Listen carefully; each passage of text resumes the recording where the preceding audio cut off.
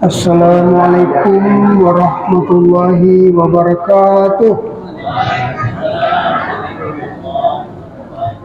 Alhamdulillahirabbil alamin.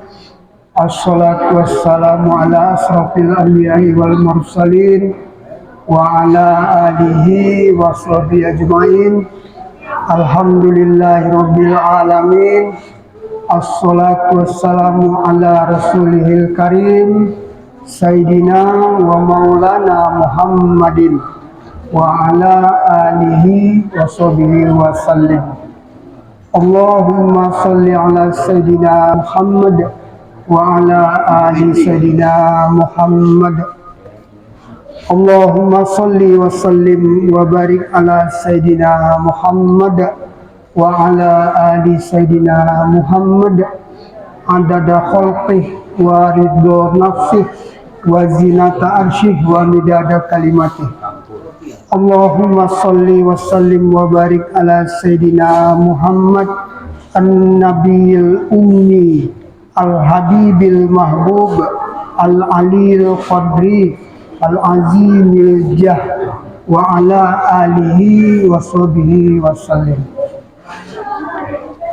Bapak-bapak, ibu-ibu, saudara-saudara, serta anak-anak kami yang kami cintai, jemaah subuh berkah Mushola Al-Ikhlas.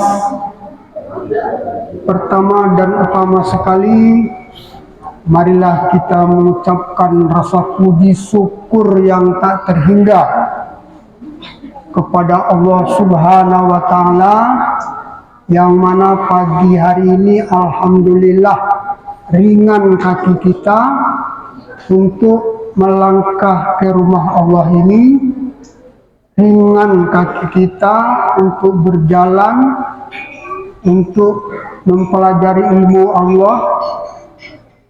Semoga kegiatan kita pada pagi ini mendapat rahmat dari Allah dan diberkahi Allah Subhanahu wa Ta'ala. Selanjutnya salawat serta salam marilah kita perbanyak, marilah kita hadiahkan kepada baginda Rasul, Nabi yang paling mulia, Nabi yang paling tinggi akhlaknya. Tidak diutus beliau kecuali untuk memperbaiki akhlak kita semua. Tidak diutus baginda Rasul ke tengah-tengah umat kecuali adalah untuk memperbaiki akhlak manusia. Innallaha wa malaikatahu yusholluna 'alan nabi ya ayyuhallazina amanu shollu 'alaihi wa sallimu taslima. Sesungguhnya Allah dan para malaikatnya berselawat kepada Nabi. Hai orang-orang yang beriman, berselawatlah kepada Nabi dan berikanlah salam penghormatan kepadanya. Jadi sudah jelas bahwa tidak ragu lagi kita harus memperbanyak selawat kita kepada beliau, memperbanyak dengan sebanyak-banyaknya. Allahumma sholli ala Sayyidina Muhammad wa ala ali Sayyidina Muhammad. Karena beliaulah alam semesta ini Allah ciptakan. Karena baginda Rasulullah Nabi Muhammad, langit bumi, Nabi Adam, Siti Hawa, serta kita ini Allah ciptakan. Dan untuk itu kita perbanyak selawat kepada beliau. Dan ini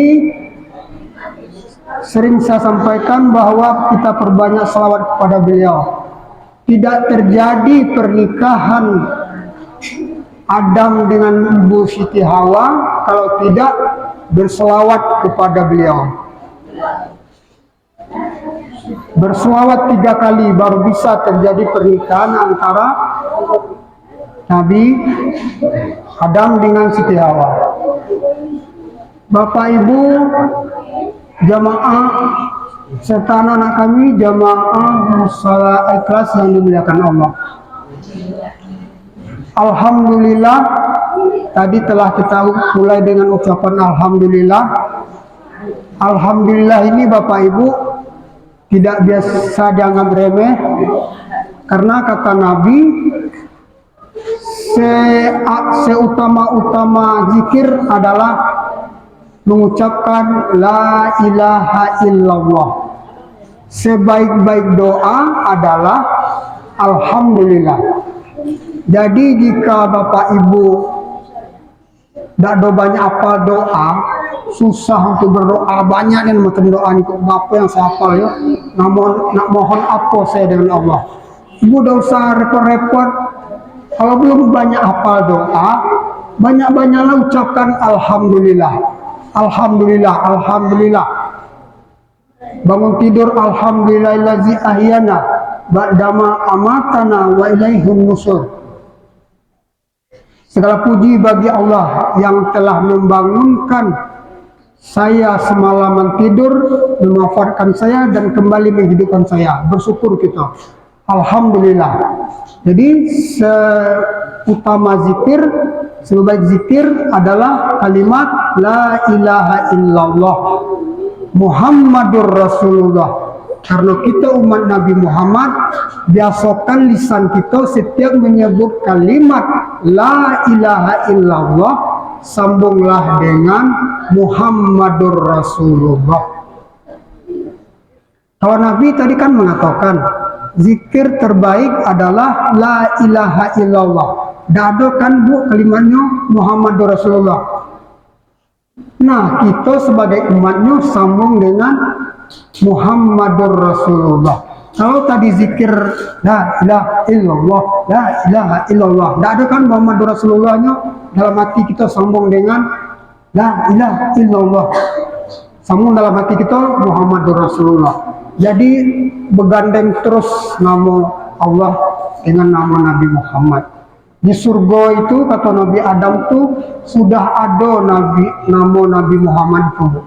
Di surga itu, di tiang-tiang surga, di mana tempat di sudut-sudut surga itu sudah ada asma Allah bergandengan dengan nama Nabi kita Nabi Muhammad.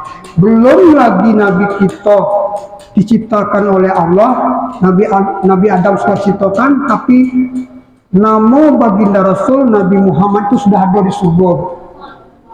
Jadi yang Nabi Adam itu memang paling dulu diciptakan dan Nabi Muhammad paling belakang diciptakan. Namun nurnya Nabi Muhammad, nurnya beliau dan nama beliau sudah ada di surga itu. Nah begitulah saking mulianya Nabi kita itu, saking manusia kekasih Allah. Ibu tahu sendiri, setiap berdoa sering minta syafaat kepada baginda Rasul. Sering minta syafaat. Nah, syafaat yang macam mana? Jadi syafaat itu adalah untuk yang dosa-dosa besar Rasulullah berikan itu. Syafaat itu dosa-dosa besar. Ada 6 macam syafaat Rasulullah itu nanti sebenarnya Bu. Bisa Rasulullah itu mengampuni dosa sudah masuk ke neraka, nanti bisa dengan syafaat Nabi kita tuh menyelamatkan kita masuk ke surga. Syafaat Nabi kita tuh bisa waktu di padang mahsyar. Nanti semua Nabi dengan umatnya itu minta dipercepat hisab di padang mahsyar tuh. Kalau nak masuk surga mau dipercepat, itu dihisab sekian ratus tahun Bapak Ibu. Jadi lama. Nah disitulah para umat-umat Nabi yang lain itu meminta kepada Allah cepatlah dihisab. Nah berlari ke umatnya Nabi masing-masing tidak bisa minta dari syafaat. Akhirnya umat Nabi yang lain itu oleh Nabinya diminta agar lari pergilah temui Nabi Muhammad untuk minta syafaat kepada baginda Nabi Muhammad. Nah begitulah kita begitu berjasanya baginda Rasul kepada kita semua. Jadi untuk itu ibu-ibu janganlah kita bosan dan perbanyak salawat kepada beliau. Allahumma sholli ala sayyidina Muhammad wa ala ali sayyidina Muhammad.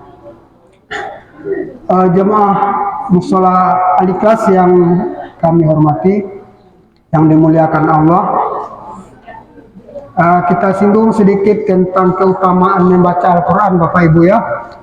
Kemarin tuh kita sudah nyinggung tentang sholawat, keutamaan sholawat. Nah itu usahakanlah Bu, perbanyak sholawat, perbanyak sholawat, perbanyak sholawat. Apalagi ini hari Jumat. Sekali lagi saya mengajak kita semua, marilah kita perbanyak sholawat kepada baginda Rasul Nabi Muhammad SAW. Amalan terbaik dari Jumat ini adalah perbanyak sholawat. Kalau suratnya, perbanyak membaca Al-Quran surat Al-Kahfi, Bapak Ibu ya. Nah, tentang Al-Quran, kita usahakanlah, saya mengajak kita semua, kita usahakanlah baca Al-Quran itu menjadi wiridan kita setiap hari. Semalam mungkin tidak bisa 10 lembar, 5 lembar, tidak bisa 5 lembar, 3 lembar, tidak bisa 2 lembar. Pokoknya tiap malam habis maghrib kita usahakan baca Al-Quran itu Bu. Walaupun ibu bacanya itu tidak lancar, walaupun ibu terbata-bata membacanya. Apa kata Nabi? Al-mahiru bil Quran ma'as safaratil kiramil bararah. Orang yang lancar membaca Quran bersama para malaikat yang mulia dan taat. Nah itu kalau kita rajin baca Quran, kita tuh bersama para malaikat. Nah, kalau kita sudah bersama para malaikat tuh tahu sendirilah, rahmat Allah akan selalu turun pada kita. Nah, allazi yaqra'ul Quran wa yatata'u fihi wa huwa alaihi sakullahu ajra. Orang yang terbata-bata, tahu Bu ya, terbata-bata itu tidak lancar membaca Al-Quran. Baca dikit, ulang lagi. Apa kata Nabi? Allazi yaqra'ul Quran wa yatata'u fihi wa huwa alaihi sakullahu ajra. Orang yang terbata-bata sulit membaca Al-Quran, maka dia akan memperoleh 2 pahala, 2 kali lipat pahalanya Bu. Kalau kita baca Al-Quran itu sudah lancar. Kalau kita lancar bersama para malaikat, kalau kita lancar mendapat 2 kali pahala. Nah, jadi Bu, kalau kita rumah kita kalau sering dibacakan Al-Quran itu oleh penduduk langit nampak seperti bintang, sebagaimana kita melihat bintang berkelap-kelip di langit. Macam mana bintang itu berkelap-kelip di langit, kita lihat kan Bu ya, matahari bintang itu. Macam itulah penduduk langit melihat rumah-rumah yang mana dibacakan Al-Quran di dalamnya. Macam itu Bu, saking keutamaan Al-Quran itu. Siapa itu penduduk langit? Malaikat. Nabi Isa mungkin termasuk penduduk langit juga, karena Nabi Isa ini sudah diangkat oleh Allah ke langit. Jadi ada 4 nabi itu yang masih hidup sampai sekarang Bapak Ibu, yaitu Nabi Isa, Nabi Khidir, Nabi Ilyas, satu lagi Nabi Ilyas, Nabi Khidir, Nabi Isa. Ada 4 nabi itu yang masih hidup tuh. Dikatakan oleh para ulama itu untuk penunggu daratan itu adalah Nabi Ilyas. Makanya kita sering juga baca Al-Fatihah, kirim Al-Fatihah ke Nabi Ilyas. Kalau kita di lautan, penunggu Nabi lautan adalah Nabi Khidir. Makanya kita kalau masuk ke daerah ke lautan kita bacalah Al-Fatihah untuk Nabi Khidir, karena Nabi Khidir penjaga lautan. Nah, jadi ada 4 nabi. Jadi penduduk langit itu nanti akan melihat di bumi itu rumah yang sering dibacakan Al-Quran seperti bintang, dilihat oleh penduduk langit. Sebagaimana kita melihat bintang di langit berkilauan dan berkedip-kedip terang benderang. Nah itu Bapak Ibu yang kami muliakan. Jadi nanti Bu, di hari kiamat itu, dalam hadis Imam Tirmizi, bahwa Al-Quran itu nanti akan menuntut kita 2 hal dan akan memohon kepada Allah 1 hal. Apa dua hal yang dituntut oleh Al-Quran itu kepada kita Bapak Ibu. Jadi rupanya Al-Quran ini nanti bisa bicara juga. Nah, nanti di hari kiamat nanti Al-Quran itu pertama menuntut kita, apakah kamu telah menghormatiku? Kata Al-Quran nanti di hari kiamat itu. Apakah kamu telah menghormatiku? Nah, sekarang macam mana kita menghormati Al-Quran itu Bapak Ibu? Ya pertama ya, kalau kita membawa Al-Quran, anak-anak semua perhatikan ya, kalau kita megang Al-Quran, pegang dengan dua tangan, dibawa ke sana dengan dua tangan, disekat di dada, dibawa dengan hormat, penuh hormat, dibawa Al-Quran, dipindahkan dari sini ke sana, dibawa dengan dua tangan. Anak-anak ya, peganglah Al-Quran itu dengan baik, dihormati. Jangan sebelah tangan dijinjing Al-Quran itu dibawa dan tangan tidak menghormati. Jadi peganglah Al-Quran itu dengan dua tangan. Itu salah satu kita menghormati Al-Quran. Kemudian Bapak Ibu, kalau naruhkan Al-Quran itu harus di tempatnya macam ini, di tempat yang tinggi.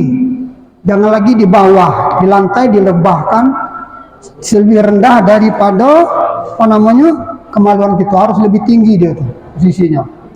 Kalau bisa ditegakkan, jangan ditaruh di lantai. Nah itulah kita menghormati Al-Quran itu, salah satunya lagi. Jangan ditaruh sembarangan. Al-Quran itu yang berharganya isinya itu Bu. Kitab itu kan mushaf, jadi isi Al-Quran itu. Kalau kertas putih biasa, bernilai tidak kertas putih biasa Bu? Tidak bernilai kan, kertas polos. Tapi apabila ditulis di situ kalimat firman Allah, umpamanya surat Al-Ikhlas atau Bismillah, itu sangat jadi mulia. Jadi isi Al-Quran itulah yang mulia. Dengan mushaf, itulah yang berharga. Tuh, sudah ada mushafnya, itu yang kita hormati. Macam mana caranya? Di rumah juga jangan ada lagi ditaruh benda-benda lain di atas Al-Quran. Kalau susun buku kita banyak, jangan lagi pena, jangan buku, tip X, segala macam, jangan ditaruh di atas Al-Quran. Ya anak-anaknya, taruhlah Al-Quran paling atas sekali. Sekian banyak kitab kita yang lain, kita punya buku ini, buku itu, buku pelajaran sekolah. Al-Quran harus di atas, jangan taruh di bawah. Nah itulah salah satu kita menghormati Al-Quran. Yang berharga itu, yang kita muliakan itu, kalimat firman Allah itu. Jadi di hari kiamat nanti Al-Quran itu akan menuntut kita dua hal. Pertama, apakah kamu sudah menghormatiku? Kata Al-Quran. Apa kita jawab? Kalau sekarang tidak kita hormati Al-Quran itu, tidak kita muliakan. Nah, yang kedua, Al-Quran itu nanti akan menuntut, apakah engkau sudah menunaikan hak-hakku? Nah, jadi Al-Quran ini ada haknya juga Bapak Ibu. Apakah engkau sudah menunaikan hak-hakku? Sudah belum?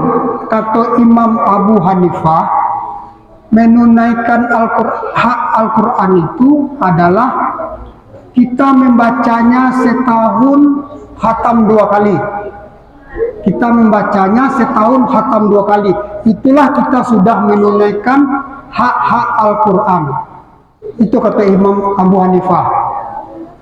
Nah sekarang kita bertanya kepada diri kita sendiri, sudahkah 1 tahun itu kita menghatamkan Al-Quran 2 kali? Kalau hadis Nabi ini baru kita dengar sekarang, berarti dari sekarang sampai setahun yang akan datang, kita sudah harus menghatamkan Al-Quran 2 kali Bu. Kalau setahun itu kan 12 bulan. Nah 12 bulan itu kan masih lama Bu, setahun. Nah kalau kita atur waktu kita sebaik mungkin, insya Allah bisa khatam setahun itu 2 kali. Bisa kita insya Allah, kita sama usaha Bu ya, sama usaha kita usahakan bisa. Ada kawan-kawan kita yang sampai setahun itu 5 kali khatam Al-Quran. Jangankan 5 kali, ada yang sebulan 5 kali khatam Al-Quran. Nah ini Al-Quran cuma untuk kita nanti di hari kiamat 2 kali be, kata Imam Abu Hanifah, 2 kali be khatam dalam setahun. Nah bagilah waktunya. Insya Allah bisa Bu, pelan-pelan gitu kan, pelan-pelan. Mau tidur malam baca dulu sebentar, tandoin batas mana. Sehingga kita khatam, umpama 5 bulan khatam sekali. Ada sisa lagi waktu 6 bulan lagi.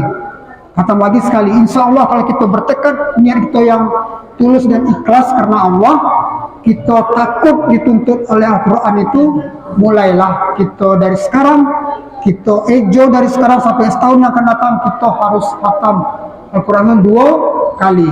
Itu Bu ya, Bapak ya, kita PR bagi kita usahakan semaksimal mungkin 1 tahun kita khatam 2 kali. Nah, itu tadi Al-Quran menuntut kita dalam 2 hal itu, untuk menghormati Al-Quran dan menunaikan hak-hak Al-Quran. Kemudian Al-Quran itu juga memohon kepada Allah. Tadi menuntut 2 hal, sekarang Al-Quran memohon kepada Allah. Apa kata Al-Quran? Ya Allah, berikanlah pakaian kemuliaan kepada ahlul Quran. Berikanlah pakaian kemuliaan kepada orang yang ahli membaca Al-Quran. Jadi maksudnya orang ahlul Quran itu orang yang tiap hari berinteraksi dengan Al-Quran. Apakah dia cuma membaca, apakah dia baca lagi terjemahan, apakah tafsirnya, pokoknya berinteraksi dengan Al-Quran. Kita kalau baca Al-Quran dengan berwudu, maka memperoleh berapa Bu? 25, memperoleh pahala 25 kebaikan. Berpahala 1 hurufnya, berpahala 25 kebaikan kalau kita membaca Quran dengan berwudu. Kalau kita tidak berwudu, baca juga Al-Quran tuh. Kalau kita sempat umpamanya nggak mungkin baca, tetap baca Al-Quran. Akan diberikan pahala setiap huruf 10 kebaikan. Nah, tidak apa-apa, jangan dibawa khawatir. Tapi kalau ibu bagi yang tidak boleh berhalangan, tidak boleh nyentuh Al-Quran kan. Kita cuma mendengar orang baca Al-Quran, cuma mendengar. Itu simak, dengar deh cuma. Ada kita baca dah. Maka setiap huruf diberi pahala 1 kebaikan. 1 kebaikan. Nah, yang paling tinggi adalah membaca Al-Quran dalam sholat. Nah, jadi kita sholat itu orang yang banyak sholat sunat, otomatis dia banyak baca Quran. Maka setiap hurufnya berpahala 100 kebaikan, puncak pahalanya baca Al-Quran dalam sholat. Setiap huruf 100 kebaikan dalam sholat. Sholatnya sholat biasa, sholat berdiri kan, kalau kita suruh khususnya kan ada baca ayat di situ. Nah, orang yang baca Quran dalam keadaan duduk, ini bagi orang yang tidak bisa berdiri tentu dia duduk. Orang yang baca Quran dalam keadaan duduk, setiap hurufnya berpahala 50 kebaikan. Jadi 1 kebaikan, 10 kebaikan, 25 kebaikan, 50 dan 100 kebaikan. Nah, artinya apa? Kalau kita banyak salat sunat, otomatis kita banyak baca Quran. Otomatis kita mendapatkan pahala yang luar biasa dari Allah. Nah, itu Bapak Ibu. Jadi alhamdulillah kita pagi ini dapat berkumpul bersama di sini. Kita dalam rangka kita subuh barakah memakmurkan masjid Allah, memakmurkan rumah-rumah Allah. Sebentar lagi Bapak Ibu ya, sebentar lagi, sedikit lagi. Jadi kita alhamdulillah, kita bersyukur Bapak Ibu, di komplek ini kita mempunyai ustadz sendiri. Kita berterima kasih betul kepada Pak Ustadz Nover, bagaimanapun beliau berupaya subuh berkah ini terlaksana. Yang saya tahu cuma 2 selevel musola atau langgar yang melaksanakan kegiatan taklim seperti ini. Pertama yang di Transito Langgar Musim, yang kedua musola adik kelas ini. Yang lain-lain saya lihat dado, mungkin belum ya, dado. Nah, inilah nih contohnya. Musola adik kelas ini bisa jadi contoh bagi musola dan masjid yang lain, bahkan jadi contoh bagi masjid yang lain. Kalau masjid yang lain banyak juga mengadakan kajian seperti ini. Kalau masjid itu biasa, tapi kalau level musola itu sudah luar biasa. Kita berterima kasih sekali kepada ustadznya, kepada Ustadz Nover. Beliau sudah dengan perangkat RT-nya semua berusaha bagaimana masyarakat kita ini subuh ke masjid, sholat subuh berjamaah. Tujuannya adalah untuk memakmurkan masjid, memakmurkan rumah Allah, memakmurkan langgar musola.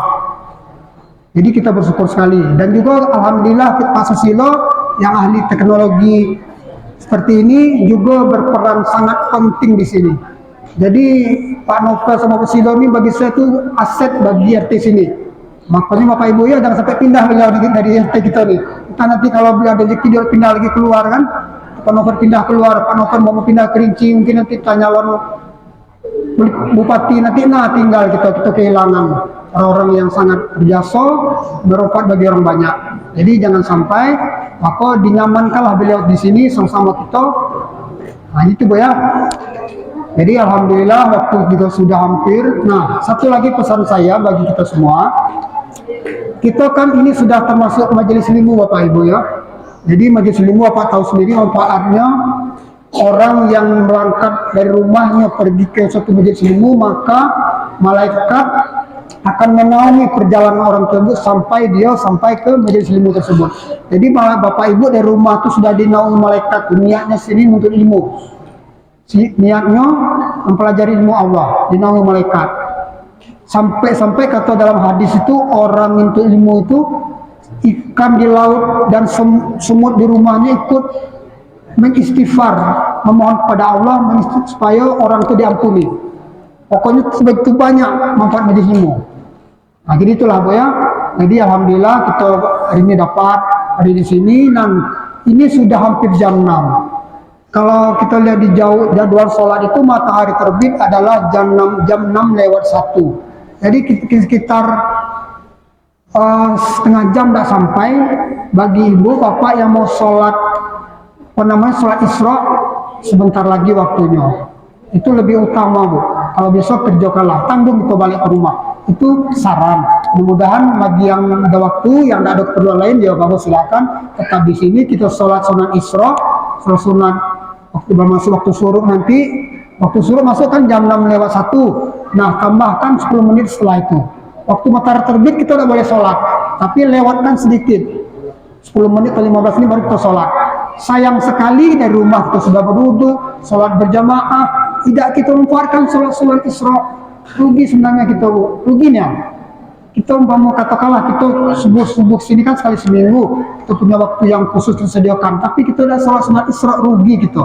Karena kata Nabi, orang yang sholat sunat Isra 2 rakaat, sholat berjamaah, kemudian zikir, ini termasuk 5 zikir nih, zikir kita di ilmu. Jadi kemudian sholat 2 rakaat, maka memperoleh pahala sama dengan orang yang umroh dan haji.